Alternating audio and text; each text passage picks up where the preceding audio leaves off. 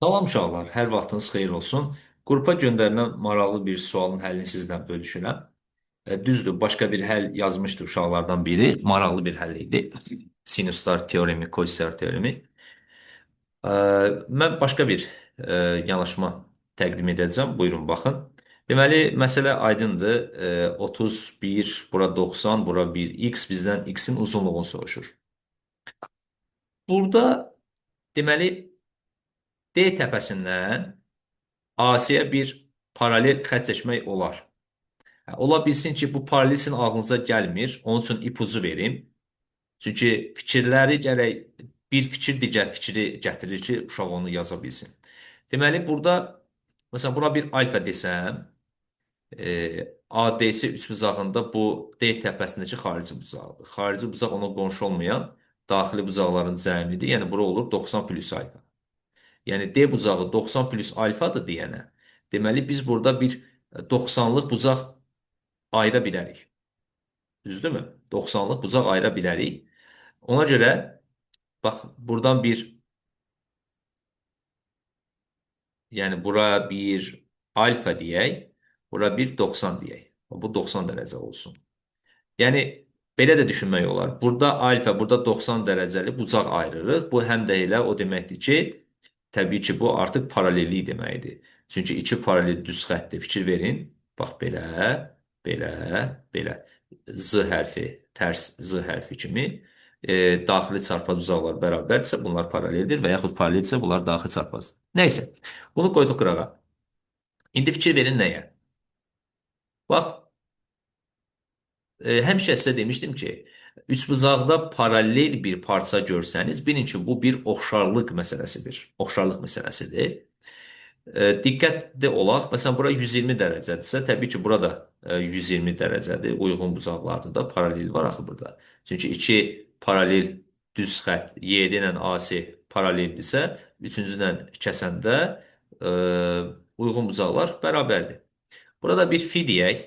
Bu da ortaq bucaqdır. Həm YBD üçbucağına aiddir, həm də böyük üçbucaq, yəni ABC-yə aiddir.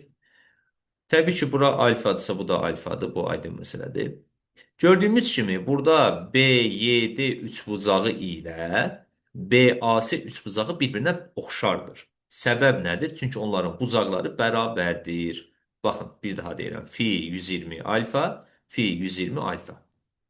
İndi buradan birinci ADC-dən Pifaqorla buranı tapa bilərik. Bu olur kök altında x kvadratı minus 1. Düz bucaq, üç bucaq daxil. Digər tərəfdən bu üçbucaqda deməli 30-un qarşısında duran tərəf, bu da 60 dərəcədir, diqqətli olaq. Deməli 60-ın qarşısında duran tərəfi kök altında 3-ə böləndə 30-un qarşısı alınır. Deməli 7 də bərabərdir kök altında x kvadratı minus 1 bölünsün kök altında 3, o da bərabərdir kök altında x kvadratı minus 1 bölünsün 3. Və salam, artıq oxşarlıq qisminə keçsəm, belə bir nəticəyə gəlirəm. Fi-nin qarşısında duran tərəf, yəni YD-nin kök altında x kvadratı minus 1 bölü 3-ün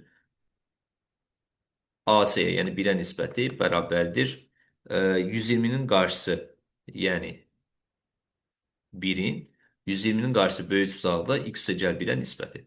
Bunda tənasüblə vuranda olur x üstəgəlsin 1 vurulsun kök altında x kvadratı minus 1 bölü 3 bərabərdir 1-ə. Təbii ki, hər tərəfi kvadata yüksəltsək, olacaqdır x üstəgəl 1-in kvadratı vurulsun, x kvadratı minus 1 bölü 3 bərabərdir 1. Və salam, bunu da sadələşdirmə aparsaq, deməli olacaqdır x kvadrat üstəgəlsin 2x üstəgəlsin 1 vurulsun x kvadratı minus 1 bərabərdir 3-ə. Bunu da biraz sadələşdirsək, uşaqlar, olacaq x üstü 4 minus x-in kvadratı üstəgəl 2x-in kubu çıx 2x üstəgəl x kvadratı minus 1 bərabərdir 3-ə. Qaldı nə? X üstü 4 deməli üstəgəl 2x-in kubu x kvadratlar buradan gedir. Bəli, islah gedir.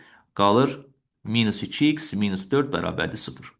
Bu ikisindən x üstü 3-ü çıxardıram, qalır x üstəgəl 2. Buradan da 2-ni çıxardıram, qalır x üstəgəl 2. Ortaq vuruq olur x üstəgəl 2, qalır mötərizədə x kubu çıx 2 bərabərdir 0. Hasil 0-dırsa hər biri 0-dır. Burada təbii ki, x mənfi 2 alınır, o kənar köçdü. X kub çıx 2 bərabərdir 0, x kub bərabərdir 2-yə, x-ə bərabərdir 3-cü dərəcədən 2-yə.